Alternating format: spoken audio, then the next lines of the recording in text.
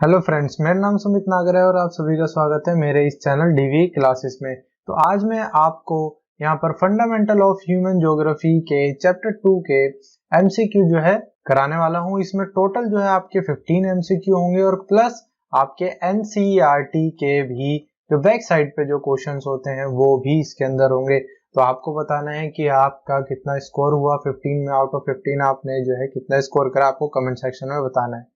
तो चलिए हम अपनी वीडियो को स्टार्ट करते हैं। यहाँ पर जो सबसे फर्स्ट जो हमारा क्वेश्चन आ रहा है वो आ रहा है the continent that has the lowest growth rate of population. ऐसा कौन सा कॉन्टिनेंट है, ऐसा कौन सा महाद्वीप है जहां पर जिसकी सबसे कम वृद्धि दर या ग्रोथ रेट जो है किसकी, जनसंख्या की। तो यहाँ पर आपके ऑप्शन देख लेते हैं। A Africa, B South America, C आपका एशिया और डी आपका यूरोप। तो आपको इन चारों में से बताना है किसकी लोएस्ट ग्रोथ रेट है। तो अपना आंसर जो है कमेंट सेक्शन में बताइए। देखिए यहाँ पर जो है सबसे ऐसा कौन सा कॉन्टिनेंट है जो जिसकी यहाँ पर सबसे ज्यादा ग्रोथ रेट जो है पॉपुलेशन की सबसे कम है, वो है आपका यूरोप। तो यूरोप में आपकी ग्रोथ रेट जो है बहुत ही कम है पॉपुलेशन की, और अफ्रीका, साउथ अमेरिका और एशिया कंट्रीज में आपकी क्या है, कंपैरेटिवली काफी हाई है। नेक्स्ट क्वेश्चन अपना देखते हैं। Which of the following is not A push factor. देखिए अब यहाँ पर ये बात कर रहा है कि आपने दो चीज पढ़ी होगी, पुश और पुल फैक्टर्स, इस सेकंड चैप्टर में। तो आपका इनमें से ऐसा कौन सा आपका जो फैक्टर जो मतलब पुश फैक्टर है वो नहीं है, नहीं बताना है, नॉट बताना है। तो इस चीज को याद रखना। यहाँ पर क्या बोल रहा है, नॉट की बात कर रहा है। तो देख लेते हैं अपने option. Water storage, unemployment, medical facilities और एपिडेमिक्स। तो आपको इन चारों में से बताना है कि आपका कौन सा राइट आंसर है जो कि पुश फैक्टर नहीं है आपका। तो अपना आंसर जो है कमेंट सेक्शन में बताएं। अब देखिए अगर मैं यहाँ पर ये देखूं कि इसमें से कौन सा आपका पुश फैक्टर नहीं है, तो देखिए पुश और पुल फैक्टर में जैसे दो आपके हैं, तो पुश फैक्टर में सिंपली होता क्या है कि आपका कोई एक एरिया है, कोई रीजन है, ये कोई कंट्री है, कोई स्टेट है, कोई डिस्ट्रिक्ट है, कि आप उस डिस्ट्रिक्ट, स्टेट, एरिया, रीजन से निकल के दूसरे एरिया में आप जा रहे हो, दूसरे डिस्ट्रिक्ट, एरिया, रीजन या कंट्री में जा रहे हो। तो ऐसा कौन सा फैक्टर्स होते हैं जो आपके जो फर्स्ट आपकी जो कंट्री है आपको वहां से मूव करना पड़े दूसरी कंट्रीज में, दूसरे एरिया में, दूसरे रीजन में या फिर दूसरे डिस्ट्रिक्ट में। तो यहाँ पर अगर आप देखोगे, यहाँ पर चार ऑप्शन आपके दे रखे हैं, तो हम देख लेते हैं। वाटर शॉर्टेज, जी हाँ पुश फैक्टर है आपका। अनएम्प्लॉयमेंट, जी हाँ अनएम्प्लॉयमेंट भी आपका पुश फैक्टर है। मेडिकल फैसिलिटीज, भैया जहाँ मेडिकल फैसिलिटीज होगी वहां से लोग जाएंगे, क्यों, तो मेडिकल फैसिलिटीज ही आपका इसका आंसर है। एपेडेमिक्स, ये भी आपका क्या है, पुश फैक्टर है। तो ये आपका पुल फैक्टर है, ना कि आपका पुश फैक्टर है। इससे मेडिकल फैसिलिटीज कहीं होगी तो वहां पर जो है लोग आते हैं, ना कि वहां से लोग जाते हैं। अपना थर्ड क्वेश्चन देखते हैं। Which of the following is not a pull factor. अब पुल और पुश की जो हम बात कर रहे थे, तो पुल फैक्टर की किसी एक रीजन, एरिया, डिस्ट्रिक्ट में कि लोग वहां पर क्यों जा रहे हैं, है ना। जैसे होता है ना, ज्यादातर आपने देखा होगा इंडिया में कि रूरल एरिया से अर्बन की तरफ जो है जाते हैं, या फिर अनडेवलप्ड एरिया से डेवलप्ड एरिया की तरफ जाते हैं। तो डेवलप्ड एरिया ऐसे कौन कौन से फैक्टर है जो वहां पर लोग खींचे हुए चले आते हैं, तो उसी को पुल फैक्टर कहते हैं। तो इसके ऑप्शन देख लेते हैं कि इनमें से अब देखिए कौन सा पुल फैक्टर नहीं है, आपको ये बताना। Water shortage, employment, medical facilities और एजुकेशन फैसिलिटीज। तो आपको इन चारों में से बताना है कि आपका राइट आंसर कौन सा है कि जो है पुल फैक्टर नहीं है। डी से देखते हैं। तो यहाँ पर अगर आप देखोगे एजुकेशन फैसिलिटीज, भैया सीधी सी बात है, ये भी पुल फैक्टर है। कहीं पर जो एजुकेशन फैसिलिटीज मिल रही है तो लोग वहां जाते हैं। कहीं पर मेडिकल फैसिलिटीज मिल रही है वहां पर भी आपके लोग जाते हैं। एम्प्लॉयमेंट, रोजगार मिल रहा है, भैया क्यों नहीं जाएंगे, अगर रोजगार मिल रहा है तो वहां जाएंगे ना। लेकिन वाटर शॉर्टेज जो है ये आपका पुल फैक्टर नहीं है, आपका आता है क्या, पुश फैक्टर। इसकी अगर कहीं पर पानी की कमी होगी तो वहां से लोग जाएगा, ना कि जो है उधर आएगा। तो आपका राइट आंसर क्या है, आपका वाटर शॉर्टेज, ये एक आपका पुल फैक्टर नहीं है। फोर्थ क्वेश्चन देखते हैं। Which country has the largest density of population in the world. ऐसी कौन सी कंट्री है आपकी जहां पर सबसे ज्यादा आपको डेंसिटी ऑफ पॉपुलेशन देखने को मिलता है। देखिए पॉपुलेशन अलग है और डेंसिटी ऑफ पॉपुलेशन अलग है, ये याद रखना, इसमें बच्चा कंफ्यूज हो जाता है। तो इसमें ऑप्शन देख लेते हैं, A India, B China, C USA और डी आपका सिंगापुर। तो इन 4 कंट्रीज में से आपकी कौन सी कंट्री है जिसके आप ये कह सकते हो हाईएस्ट आपकी डेंसिटी है, ऐसी कौन सी कंट्री है? अब यहाँ पर अगर आप देखोगे भैया सिंगापुर, सिंगापुर जो है आपकी यहाँ पर सबसे ज्यादा आप ये कह सकते हो हाईएस्ट डेंसिटी ऑफ पॉपुलेशन आपको देखने को मिलते हैं। मैंने पहली का, अब देखिए बच्चा कंफ्यूज होगा इंडिया और चाइना में, यूएसए में एक बार हो या ना हो, लेकिन इंडिया और चाइना में हो, कहेगा अरे भाई यहाँ पर सबसे ज्यादा पॉपुलेशन है, सबसे ज्यादा जनसंख्या तो यहीं मर रही है। लेकिन भैया ऐसी बात नहीं है, इन कंट्रीज में पॉपुलेशन ज्यादा है बट इनका एरिया भी बड़ा है, ये याद रखना। यहाँ पर एरिया और आपका पॉपुलेशन दोनों चीज देखी जाती है। तो यहाँ पर सिंगापुर जो है आपका छोटा है और यहाँ पर पॉपुलेशन ज्यादा है, इसलिए यहाँ पर डेंसिटी ऑफ पॉपुलेशन। यहाँ पर क्वेश्चन हम अपना देखते हैं, the country having lowest growth rate of population, ऐसी कौन सी कंट्री है जहाँ पे सबसे कम आपका क्या है वृद्धि दर है जनसंख्या की? तो इसमें आपका ए ऑप्शन देख लेते हैं, ए है आपका नॉर्वे, बी आपका जर्मनी, सी आपका एस्टोनिया आपका और डी आपका लैटविया। तो इन चारों में से कौन सी आपकी कंट्री है जिसकी सबसे कम आपके क्या है ग्रोथ रेट है? तो अपना जो आंसर है आप कमेंट सेक्शन में बताएं। इसका अगर आप आंसर देखोगे इसमें है लैटविया। लैटविया की जो है सबसे lowest growth rate of population आपकी है। 7 देख लेते हैं, which of the following is not A component of population change, इनमें से आपका कौन सा घटक नहीं है जनसंख्या के परिवर्तन के लिए?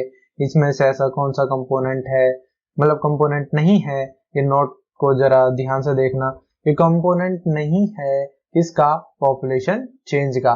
तो यहाँ पर जो है आपका बर्थ रेट, ऑप्शन देख लेते हैं, बी आपका सेक्स रेशियो, डी आपका डेथ रेट और सॉरी सी आपका डेथ रेट और डी आपका माइग्रेशन। इन 4 में से आपको ये बताना है कि आपका कौन सा पॉपुलेशन चेंज का कंपोनेंट नहीं है।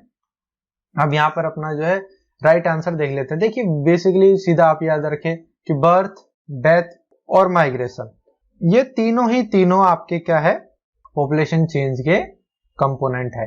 अब यहाँ पर अगर आप देखोगे कि माइग्रेशन यहाँ पर है, डेथ रेट आपका यहाँ पर है, बर्थ रेट यहाँ पर है, क्या रह गया सेक्स रेशियो। तो सेक्स रेशियो जो है आपका एक पॉपुलेशन चेंज का कंपोनेंट नहीं है। अब 8th क्वेश्चन देखते हैं, how is the density of population of region calculate, कि मतलब डेंसिटी ऑफ पॉपुलेशन जो है हम कैसे कैलकुलेट करते हैं, कैसे निकालते हैं किसी एक रीजन की, पर्टिकुलर एरिया या कंट्री जो भी है। तो ये चाहे आप इसकी जो यहाँ पर ये चारों मतलब जो भी आपके ऑप्शंस है, ये ही आपकी इसकी डेफिनेशन है और यही इसका फॉर्मूला है। तो ऑप्शन देख लेते हैं, ए है आपका total area divided by total population, B आपका total population of area divided by total area, C आपका A and B, D none of the above. तो आपको बताना है इनमें से कौन सा एक तरीके से फॉर्मूला है कैलकुलेट करने का, किसको, डेंसिटी ऑफ पॉपुलेशन को। राइट आंसर अपना कमेंट सेक्शन में बताएं। अब यहाँ पर अगर आप देखोगे, यहाँ पर अगर आप यहाँ पर देखोगे जैसे नन ऑफ द अबव तो कुछ होगा ही नहीं, ए एंड बी हो ही नहीं सकता, इन दो में से कोई ना कोई आपका हो गई। अब यहाँ पर हमेशा याद रखना कि पॉपुलेशन जो है आपकी ऊपर आती है और आपका एरिया जो है वो आपका नीचे आता है। तो जो total population of area divided by total area, तो ये आपका फॉर्मूला होता है किसका, डेंसिटी ऑफ पॉपुलेशन का। तो राइट आंसर जैसा कि मैंने आपसे कहा कि आपका बी इसका राइट आंसर है। अब 9th देख लेते हैं, which is or are the component of population change. अब इनमें से कौन सा, अगर देखिए अरे वही सेम अगर आपका क्वेश्चन यहाँ पर आ गया है 9th का, तो इसका क्या होगा, मैंने आपको बताया कि बर्थ, डेथ और माइग्रेशन, ये तीनों ही आपके क्या है, आपके कंपोनेंट है किसके, पॉपुलेशन चेंज के। तो ऑल ऑफ द अबव, ये तीनों आपके कंपोनेंट है किसके, पॉपुलेशन चेंज के। 10th देखते हैं, which of the following factor influencing the distribution of population. अब देखिए आपने जो है उसमें टॉपिक पढ़ा होगा कि कौन कौन से ऐसे फैक्टर है जो आपके इन्फ्लुएंस करते हैं पॉपुलेशन के डिस्ट्रीब्यूशन के लिए, कहीं पर ज्यादा पॉपुलेशन है, कहीं पर कम पॉपुलेशन है। तो वो जो फैक्टर्स है आपने पढ़े होंगे, है ना, कौन कौन से कारक है वो आपने पढ़े होंगे। तो ऑप्शन देख लेते हैं, ए आपका ज्योग्राफिकल फैक्टर, बी आपका economic factor, C social and cultural factor, D all of the above. ये 3 होंगे या ये सारे के, इन तीनों में से या कोई होगा या फिर ये सारे के सारे होंगे। तो अपना राइट आंसर अपना कमेंट सेक्शन में बताएं।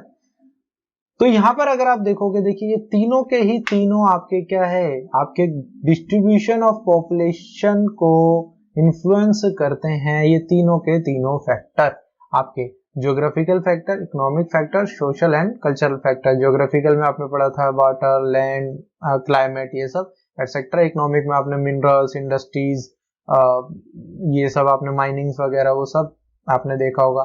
सोशल एंड कल्चर भी आपने देखा होगा इसमें। तो ये तीनों ही आपके फैक्टर है किसी भी पॉपुलेशन को एक तरीके से इन्फ्लुएंस करने के लिए, किसी कहीं पर वर्ल्ड में कहीं पर ज्यादा है या कहीं पर कम है।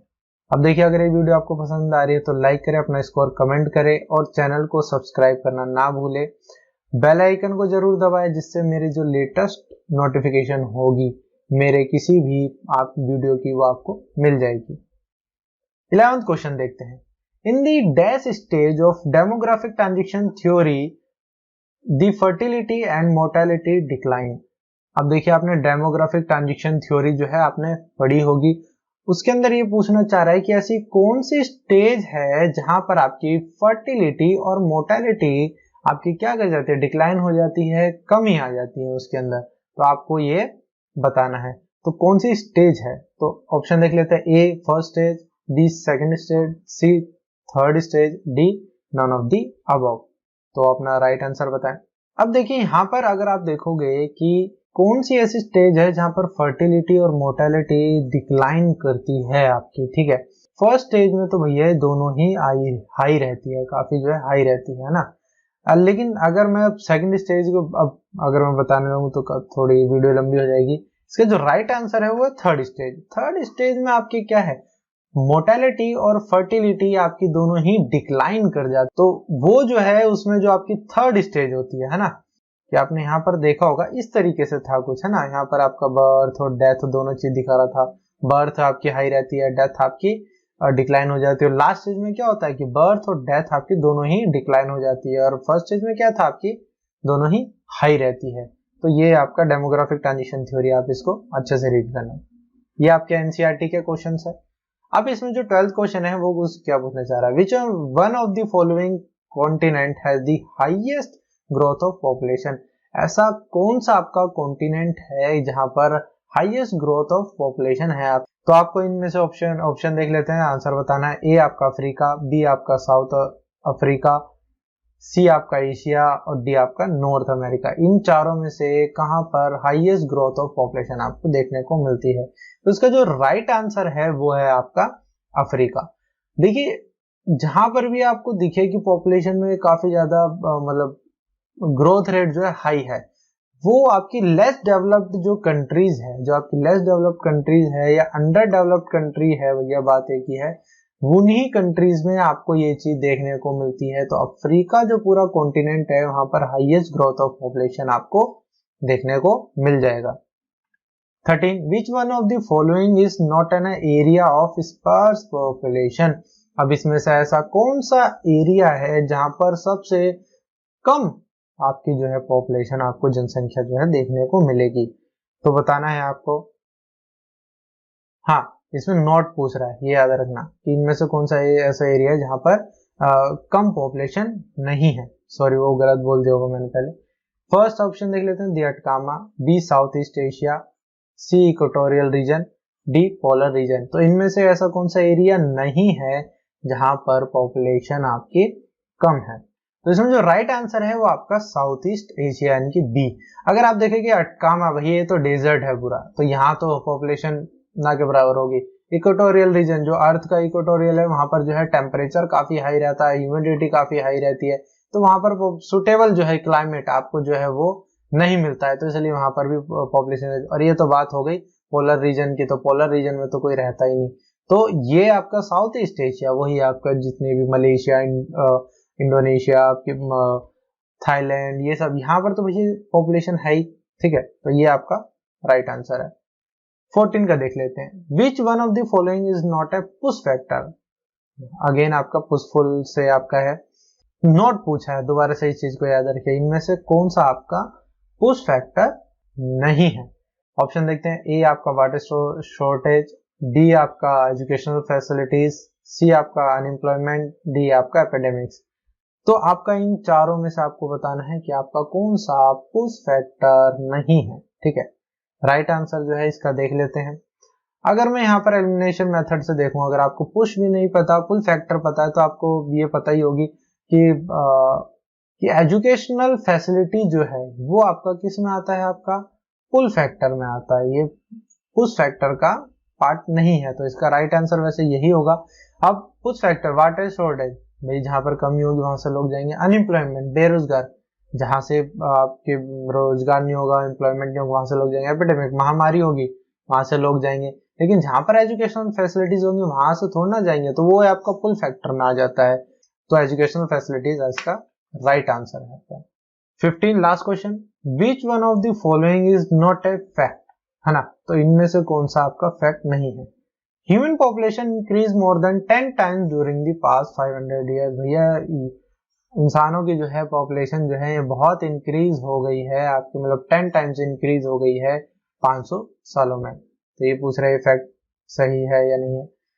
It took 100 years for the population to rise from 1 billion to 6 billion। तो इसमें पूछना चाह रहा है कि आपका 5 से 6 बिलियन होने में पॉपुलेशन को जो है 100 साल लगे, ये एक फैक्ट।